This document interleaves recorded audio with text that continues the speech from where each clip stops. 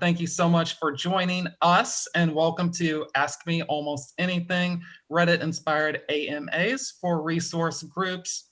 It's a concept that we at CVS Health came up with during our pandemic season to engage our membership and the broader company as well. And it just worked out really well. We are very happy to present this concept here at Out and Equal on the 5th day. We're hoping that this is going to be one of your highlights. It's going to be a pretty interactive workshop, especially on the back end of things.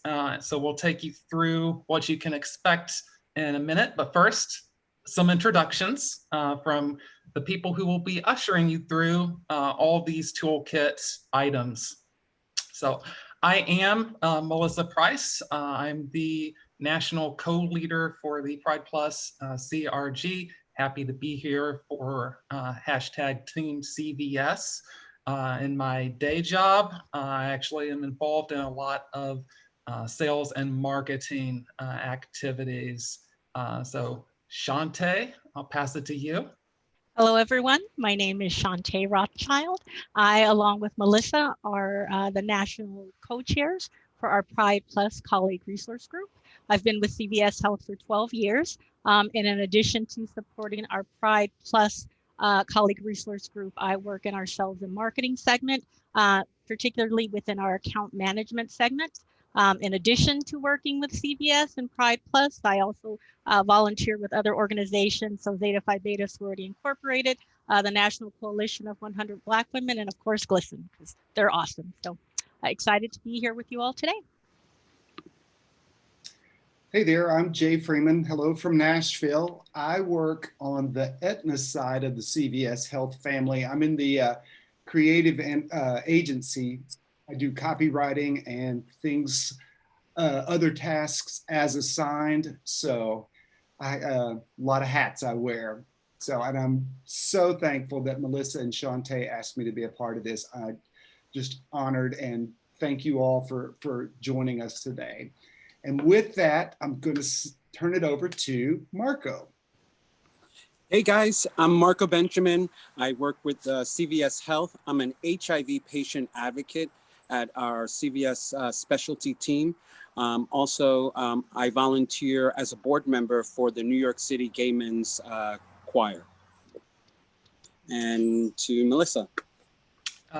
Thank you, everyone.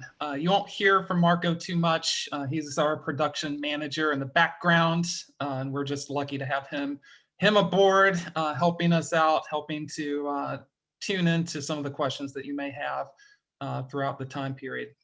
So this is our agenda. This is what we're going to be taking you through today. The first thing we'll cover is the Ask Me Almost Anything origins. How did this concept come into being? Some background information about that. We'll move into pre-production and what that process looked like, what the marketing execution looked like, how to go about producing your show, some lessons learned, and then the impact and future plans of what we have in the future for CVS in regards to this. From there, we will move into a breakout discussion group where you can meet some new people and talk about how you might be able to replicate this and put it into your own companies. And then we will also come back from the discussion. We'll talk through some of your comments and insights, answer any questions. And then we also have a live mini version of Ask Me Almost Anything. We're especially happy about that. It's going to be fantastic and we're excited. The first portion where we're teaching you and talking through the origins to our future plans, that's roughly going to take about 45 minutes. And then we'll do the rest in 15-minute increments. If we go over, we might be able to go over just a few minutes, but not too long. And then I'd also like to say, if you have any questions during this, keeping in tune with the Ask Me Almost Anything theme, please put them in the two different chats. We have a Zoom chat, we have a Pathable chat. Shante and Marco are going to be tuned into those. If they make sense to cover in the topical area that we're currently in, we'll go ahead and do that. Otherwise, we'll save them toward the back end of the presentation. So that's how this is going to work for everyone. I do see one question. The slide deck is going to be available after the call. So it's after the call. So with that, we will discuss the origins of this program. So to be authentic is to be comfortable with being vulnerable. Not really comfortable with that statement, I'm sure, for many. And so when we first talked about Ask Me Almost Anything and what it will require from the host, from those preparing, from those willing to volunteer to kind of share themselves, authenticity and vulnerability kept coming up. And so authenticity, and I kept thinking, what does that really mean? I know what it means to me, but to everybody, it might mean something different. So I wanted a Billy on the street type of definition. I love Billy, so he's awesome. So I found this one that really spoke to me. Making the way we behave on the outside match what's on the inside, the way that we feel on the inside. I thought that was powerful because how we behave, how we are with others, in front of others, at work, sometimes with friends, our family, doesn't necessarily match what's in here or what's in here. And so that is what it means to be authentic. And for most, it's not a natural state, right? Especially in front of those people, especially in front of others that we may not know very well. Can you imagine being authentic on your first day of work at a new job? Not many of us are. And if you have that, that ability, or you were able to go to your job the first day and be authentic, that in itself is something to be proud of, because it's not the norm for most. So being authentic makes us vulnerable, right? Showing who we truly are to others, that's not always a comfortable position. Being open physically, economically, socially, that sometimes puts us in a place maybe of being uncomfortable or sometimes in a dangerous situation. So being authentic, being vulnerable, sometimes those are not two things that we often want to be, but it is something that we strive, at least most of us strive to do. So the reason for not being authentic, not showing our true selves, not being able to mimic how we feel on the inside to those that are looking at us, there are myriads of reasons for it, right? So whether it's we are not sure if we'll be accepted, maybe we care a bit more than we should about how others perceive us. Maybe we're in a situation to where maybe we were hired into a position with a certain look, with a certain feel. When we interviewed, maybe we didn't use our authentic voice, or we cut back on some of that flair. So whatever reason, we are not always comfortable in bringing our true selves day in and day out. Next slide. So vulnerability sounds like truth, feels like courage. Truth and courage aren't always comfortable, but they're never weaknesses. So to be authentic, to speak our truth, there's power in that. There's vulnerability, but there's power in that. Because when we bring our authentic self to the table, we are removing that power that others have over us, and we're able to shine. You know, if you think about putting on a mask or some weight, which is maybe that facade that we sometimes carry, that extra weight, it makes it heavy, right? If we're in a workout class or we're running, that extra weight holds us down. If we are our authentic self, if we shed that mask or that cape, we're free, we're lighter, we're able to use and say and share the real us. And with that, people are able to experience that, and that's powerful. And so with that, it doesn't always necessarily feel that way. Sometimes we feel weak. Sometimes we feel that we are being vulnerable and being looked at, but the truth, the beauty that it gives to others, the opportunity, it leaves most speechless. We impact people positively every day. Listening to all of the amazing speakers and the stories in which they shared have impacted me. And I'm sure they've impacted you in that way. And that took courage, that took vulnerability. Even in a comfortable situation such as ours, it's not always easy to show that. And so truth, courage, that power, all things again, that those who participated and our Ask Me Almost Anything segments displayed, and we were very grateful for the time, courage, and vulnerability that they showed.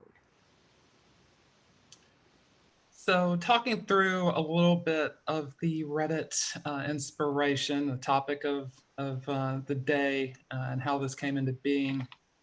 There is a poll out there on the Pathful platform. So you can take a look at that. It basically says, have you heard of Reddit before? Wanted to make sure that most people have. At last check, it was at 100%. You can feel free to go out there and register whether you've heard of it before or not. Reddit is a social media platform, very well known and prevalent. It's the 18th most visited website in the world, 2020. It's actually higher than that if you factor in the number 1 through 17, has a lot of iterations of different languages of Wikipedia. The Reddit in question that we are focused in on is the I Am A subreddit, which is a message board that has about 20 million different people on it. And this year they've had 400 through September, over 400 featured Ask Me Anything events. So we'll talk about that in a second. The biggest one, Barack Obama, had a huge amount of upvotes. That is the most popular one all time. Reddit's known for a lot of social interaction.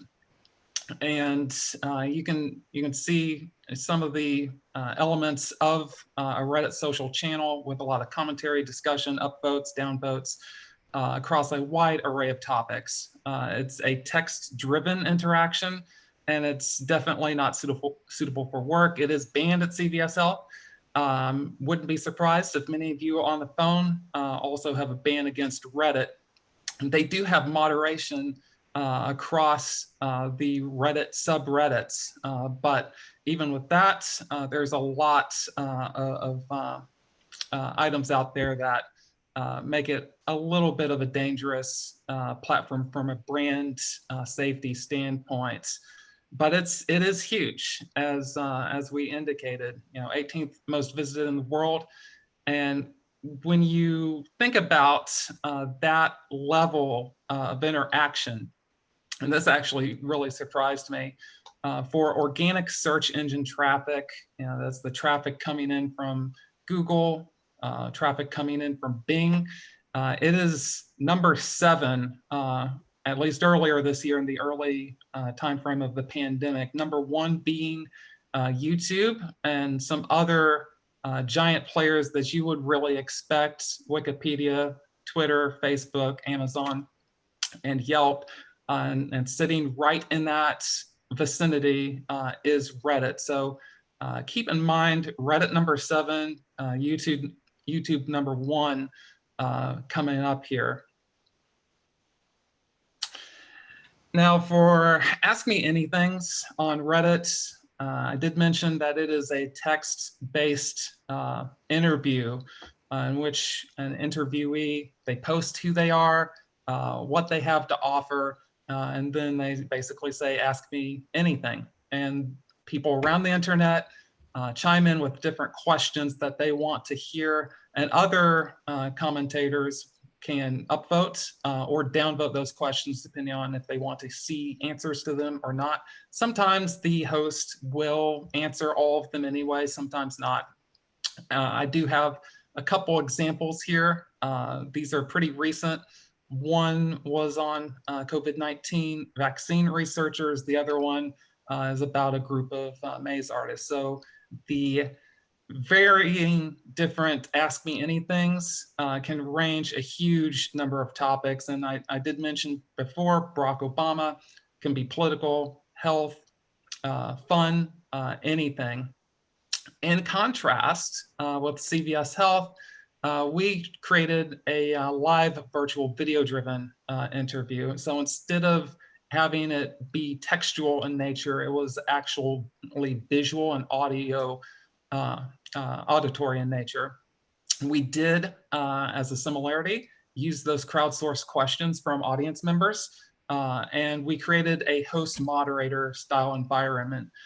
So you see there a screenshot. This is actual real screenshot from one of our Ask Me Almost Anythings. And you see Jay probably recognize the background from where he currently is. He was playing host on this one, and the person who is in the forefront, the focus, is our guest for that particular Ask Me Almost Anything. So that's how that kind of worked. COVID-19 was a dramatic impact on our business as well as everyone else. As we all know, consumer and business behaviors shifted overnight.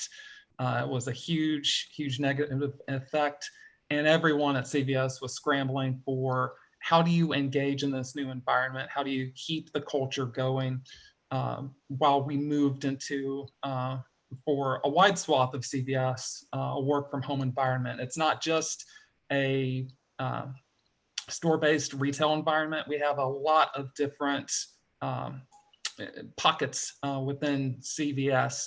So we have Reddit, Accordance, Omnicare. We have so many different divisions. As many as possible moved to work from home. Some were still in retail. We were faced with virtual and canceled Pride Month celebrations, which is a huge draw for our community. And we also, being a healthcare company like we are, having that knowledge about LGBTQ health stressors really came into play for us. We wanted to do something that would keep Pride Month going. And so we came up with the key question of the day: how do you create meaningful connections with people when they're already starting to experience Zoom fatigue? So we use WebEx, but it's same principle: WebEx fatigue, Zoom fatigue, whatever virtual platform you use for those video conferences, we were experiencing it. And so from there, we really took the concept of we need authenticity, and we merged it with the concept of YouTube is number one on what people are going to go watch, and Reddit Ask Me Anythings are right in that upper wheelhouse of most popular places for the United States population to go to on the internet. So we combined and merged all those principles to create this program. Now, it's the important difference here is the almost aspect.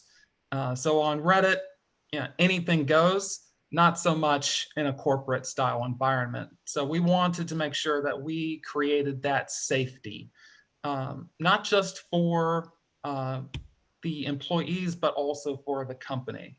And so in interest of creating that safe space for everyone involved, you have a host, you have a guest, you have a big audience.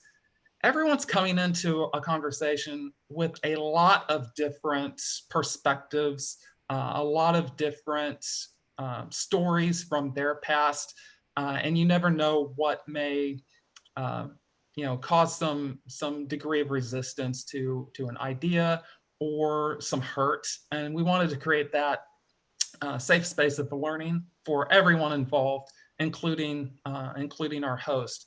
And that, in doing so, that helped us to catch and guard against cultural missteps, kept us from going into areas for our guests that they may not be too comfortable in covering. It also helped with the brand safety internal to the company. So if you're in marketing, you understand that brand permeates everything within a company. It's external and it's internal. We wanted to make sure that that brand safety was a continuing component of what we were doing, maintaining that good professional environment and driving the sense of belonging. So moving from diversity inclusion to also belonging without creating those discomforting moments for people. And in taking and exercising those safeguards, we're also creating the going concern for this particular program. And with that, we will move into pre-production. So we've all heard the term or sentence phrase, planning is key. And in most cases, it's right? So planning in advance helps ensure that we can execute our plan correctly. So having a detailed plan, being reasonable with the timeline, helped us ensure that we had great results. But it's not only that, right? It's having the right people. So Jay, who was, an amazing host, along with having the right guest, the audience, all of that comes together to create that perfect dynamic. But again, it's about planning. So you're planning all of those things out. You're listing, you're assuming what will happen, and then you're also creating that contingency plan should it not happen, because life happens when we're planning, right? I think that's the statement, or at least what I've learned. I have this perfect plan together, and then it doesn't always happen. So that planning will help not only ensure that we've had all of our T's crossed and our I's dotted, but we've gotten the corporate approval. We've gotten the right people in place. We've ensured that we have the technology, and we've tested and we've created timelines, creating that task list and then going over it again and again, making sure that we know how to communicate. So if something isn't going right, how are we communicating behind the scenes? All of that. And then once we have that in place, practicing it, right? So having a day of walkthrough before the day of the event, but also then changing and adapting that plan based on the things that you've learned through that walkthrough. We were fortunate enough to have 6 different sessions in our Ask Me Almost Anything. And so with that, we were able to learn as we went through each one. And again, adapting, changing, making small tweaks to that plan. And then we had a practice and touch base prior to the session. So planning regular touch bases, making sure that those are involved, know who's on first, and then also making sure that our leadership is involved, having that buy-in, preparing things so that they know why we're doing it, as Melissa mentioned, but that it's also that it's going to be okay, that it is going to be okay to have these candid conversations in a work professional environment. Next slide. So the timeline for most people, ideally a couple of months is needed. 3 months, ideally for any project. But with that, we were able to do this within several weeks, largely in part because of Melissa. She is organized to the T. And it was wonderful. And it's also, we were doing something that we loved. So that helped as well. But again, having a realistic time frame is important.